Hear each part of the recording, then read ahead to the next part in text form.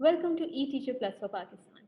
eTeacher Plus for Pakistan is a program that provides professional development opportunities to English language teachers and learners across Pakistan.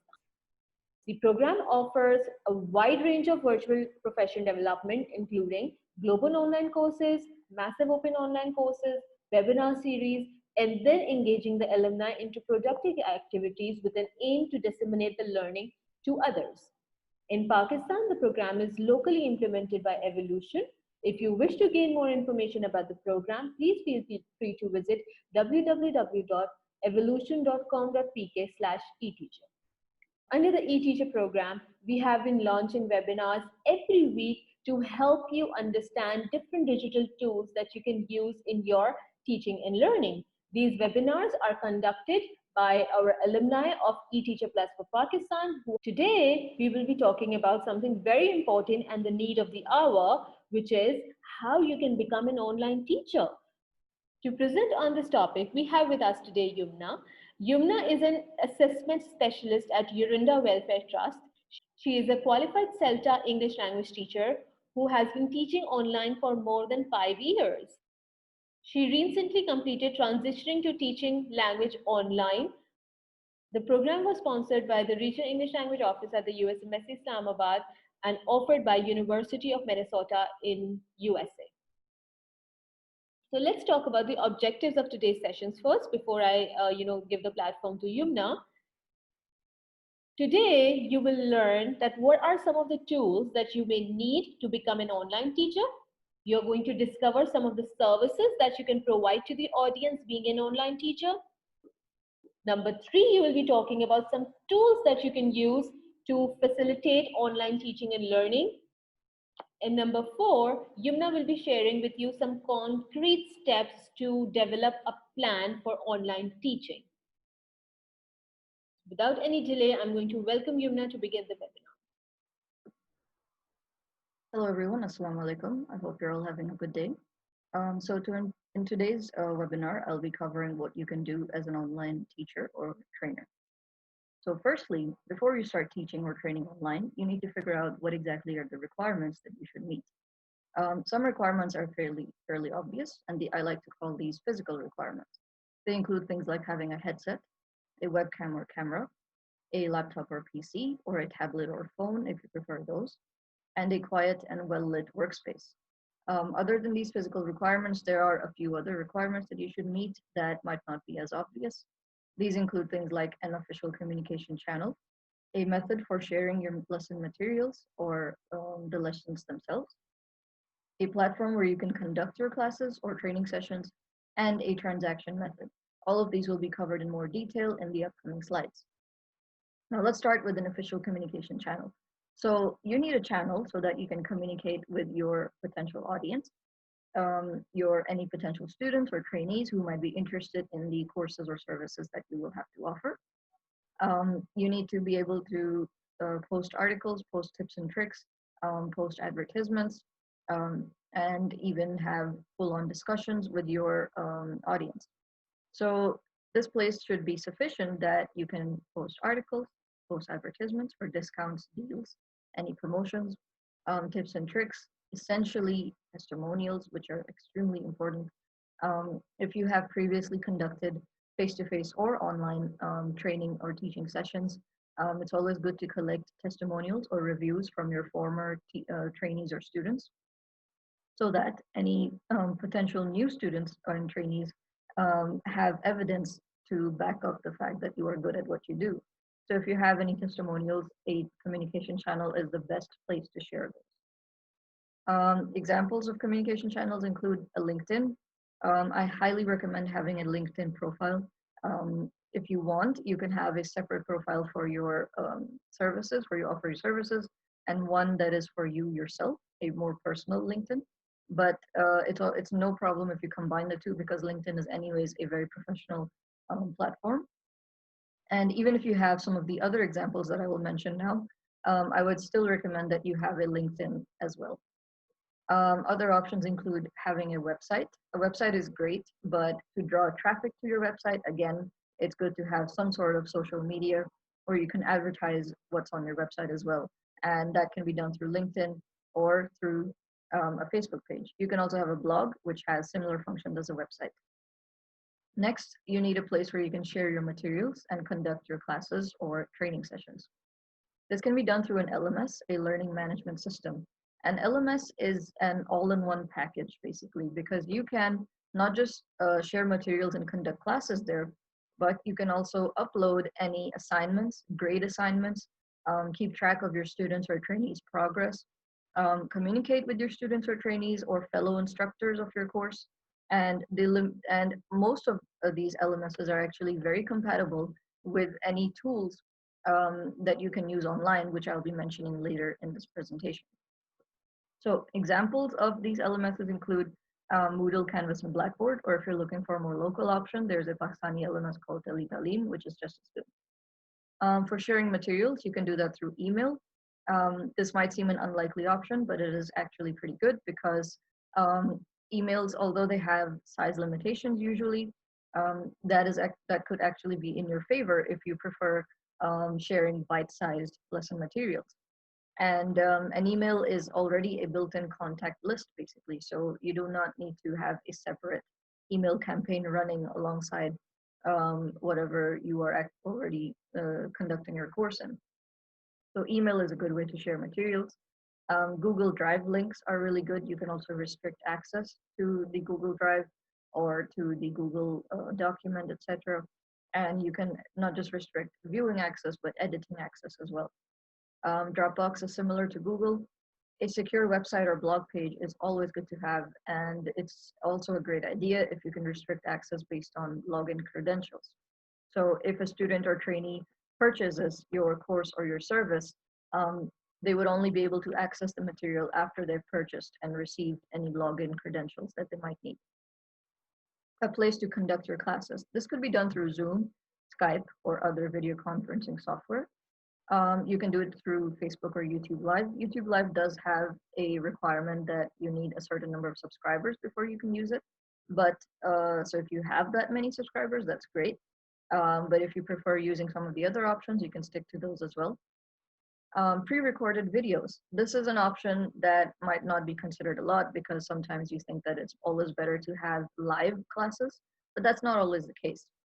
Sometimes if you have a course that is not running live or that students do not need to be present synchronously for, meaning at the same time, in that case, you can just pre-record those videos, upload them to wherever you're conducting or sharing your materials, an LMS or website, whichever, and have the student view that in their own time. Email. So some courses are conducted entirely through email. And the reason for that is that it is actually not difficult to share a lot of things through email.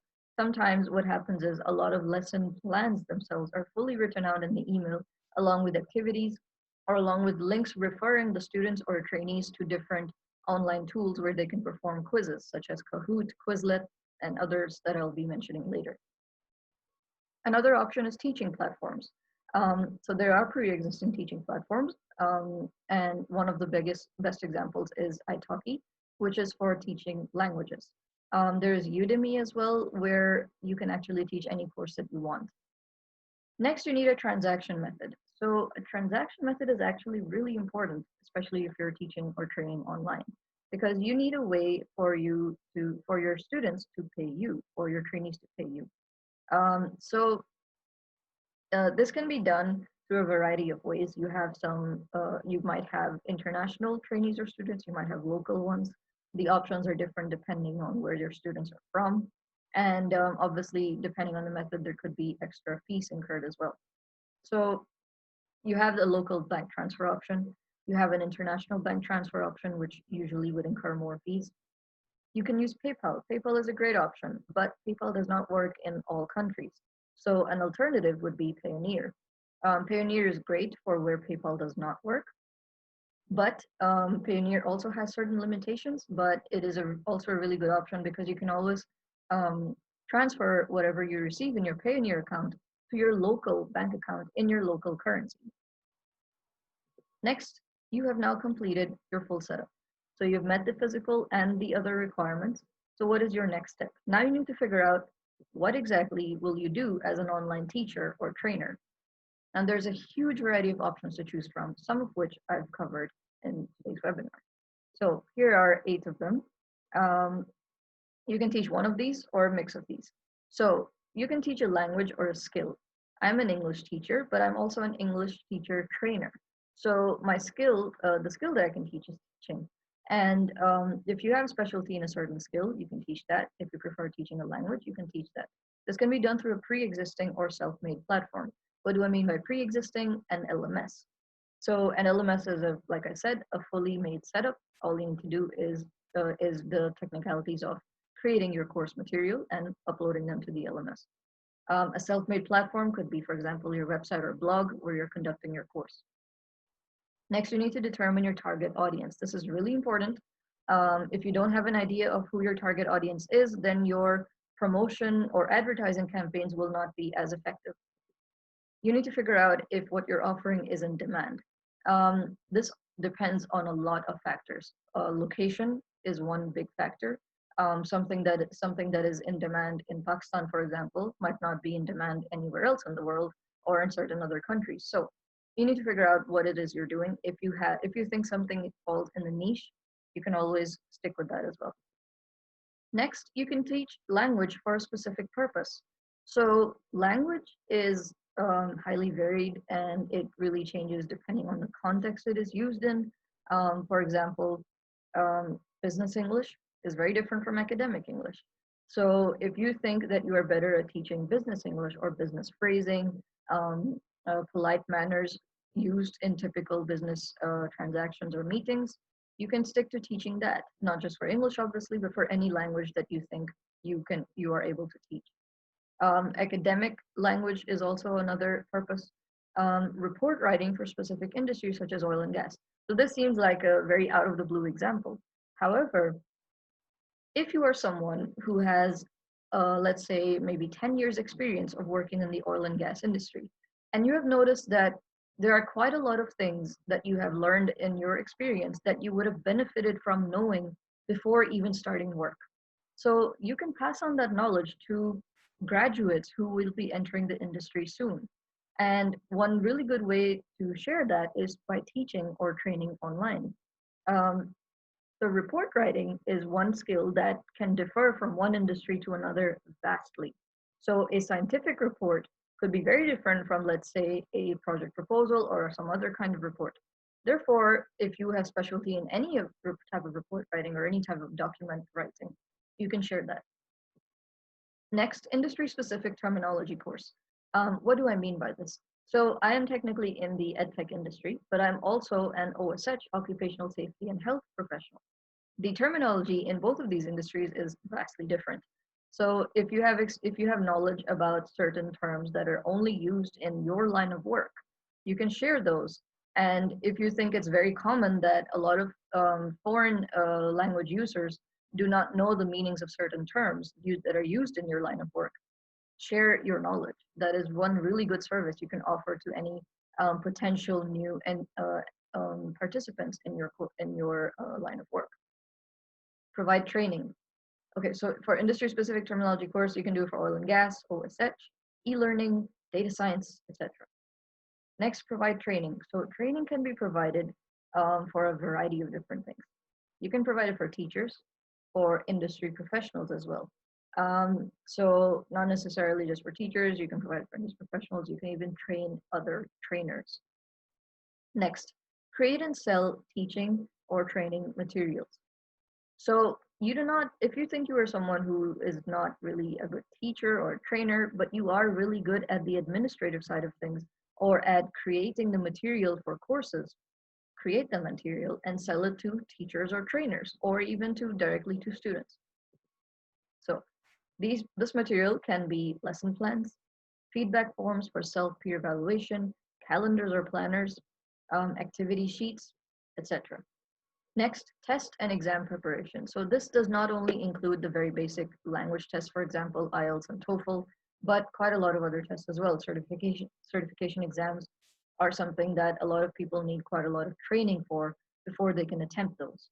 So if you are really good or if you've been an examiner for that particular exam, you can share your tips and tricks for tackling certain examinations. So Language tests, certification exams, ACCA, CELTA, college university entrance exams are really important, especially now during the COVID-19 situation when although universities have relaxed certain requirements, students are still quite nervous about whether they'll be able to meet their entrance requirements. Next, proofreading and editing. Now, proofreading and editing can be very different depending on the industry you are proofreading and editing for. If you're proofreading and editing, let's say crime novels specifically, um, the amount of the type of work for that would be very different from proofreading and editing, let's say EIA, environmental impact assessment reports. So again, you need to figure out which actual field you'll be concentrating in. You can proofread and edit academic documents, theses, dissertations, project proposals. It's always good to have a certification for proofreading and editing. Um, one really uh, one really big society for this is the Society for Editors and Proofreaders. If not that, then there are other certification bodies. It's always good to collect to gain experience and collect testimonials. So if you have ever proofread or edited for previous students, trainees, or maybe even trainers or your coworkers, you can always get testimonials or reviews from them about how your service was and use those testimonials in your advertising campaigns for your upcoming services or courses. Google Documents is a very useful tool for proofreaders and editors. Now, Microsoft Word is something that most people stick to, but Google Documents is really good because not only can you convert from a Microsoft Word document to a Google Doc and vice versa, but Google Documents can be used live. So one activity I really like to do with my students for proofreading and editing their academic work is I proofread and edit while giving the access to the document to my student as well. And they can track what changes I am making. And I also make comments on the side in the Google document itself. And while I'm proofreading and editing the rest of the paper, my students go back through my comments and reply to them. And then I go back and look at those comments. So there's essentially almost like a whole chat box going on alongside the document. And you can save each version as you go by. Next, advising, consultation services, and reviewing. So these are three things essentially. And this can be for any type of industry.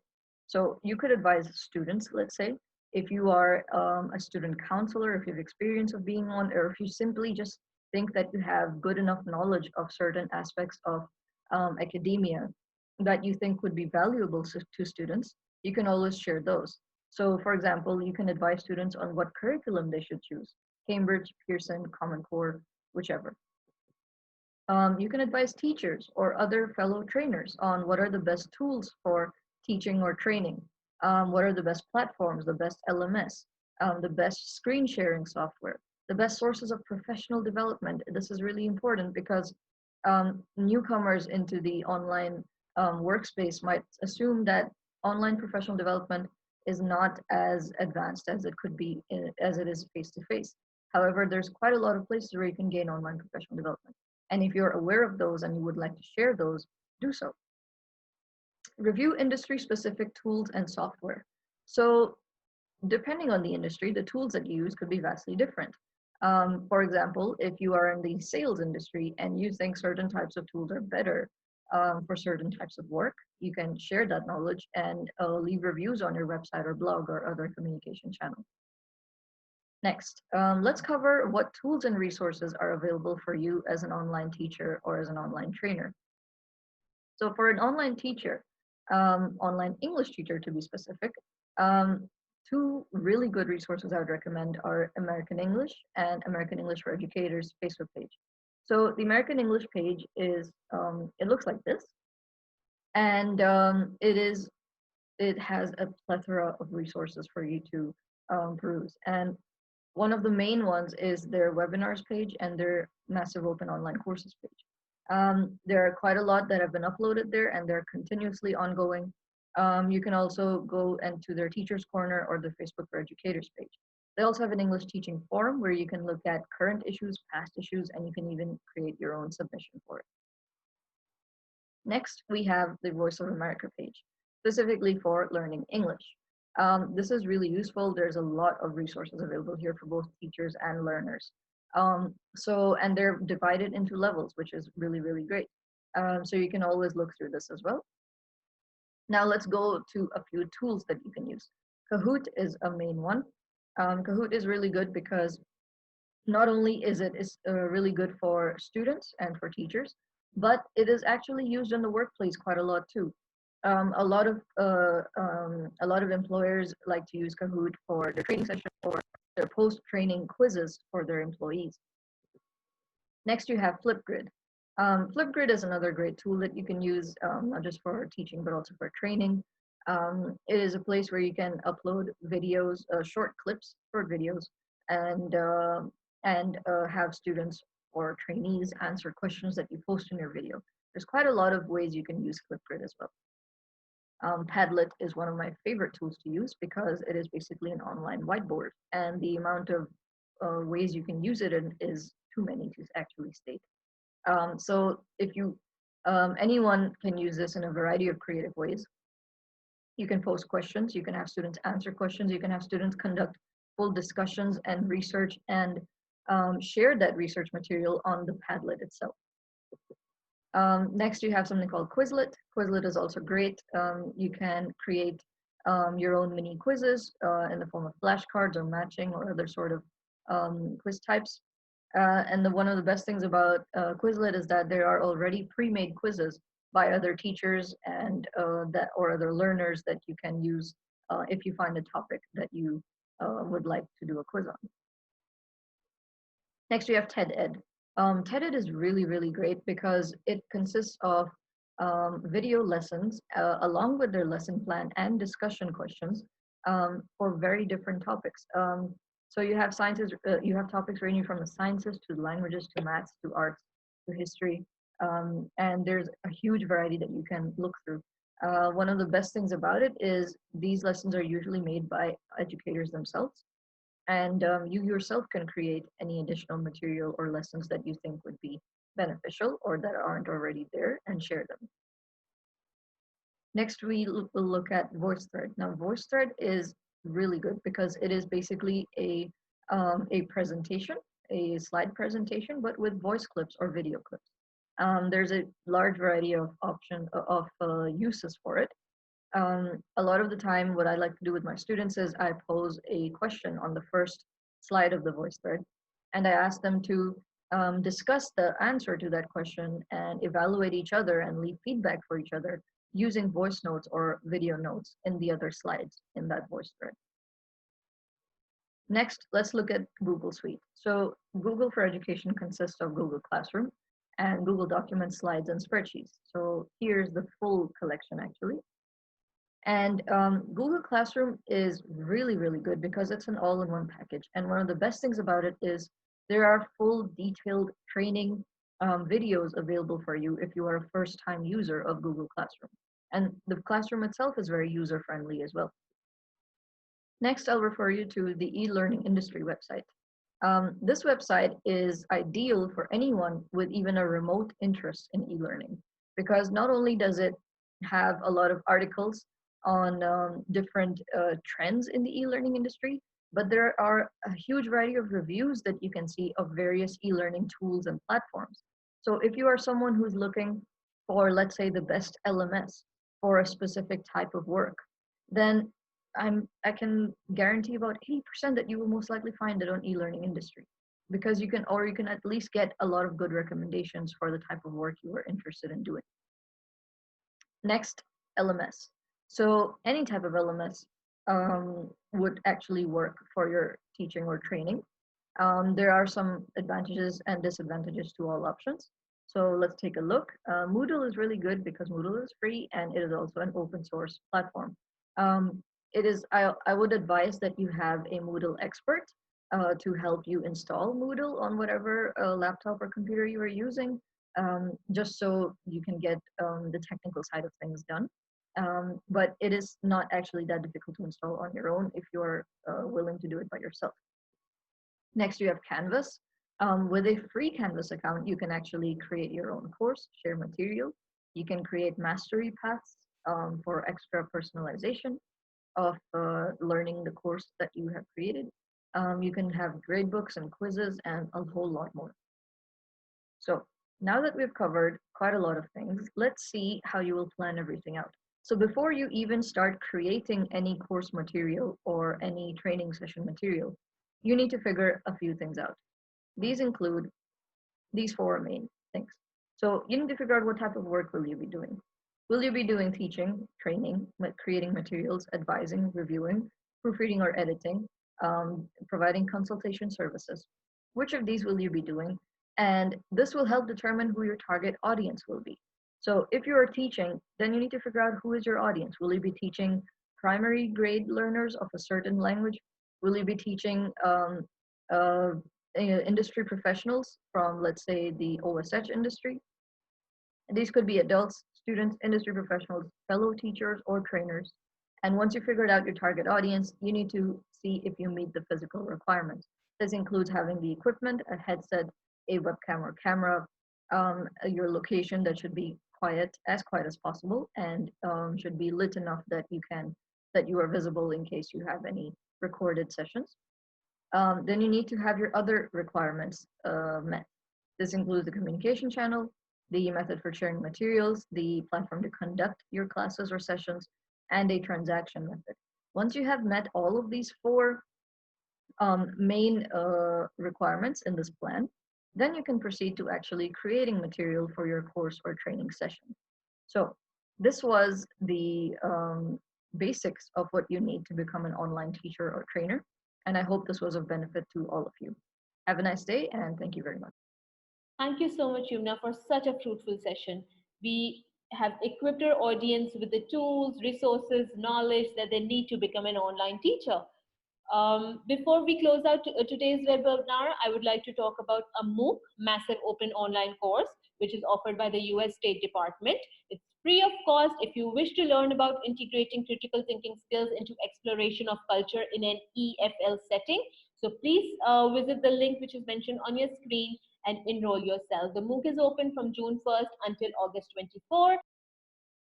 We are going to close out our webinar for today. If you have any comments, questions, and or suggestions, please feel free to write us on eteacher@evolution.com.pk. We would love to know if you have become an online teacher, if these webinars are helping you. So your feedback helps us to keep on improving and keep on bringing you quality content. So thank you so much for joining us today. Happy teaching and learning.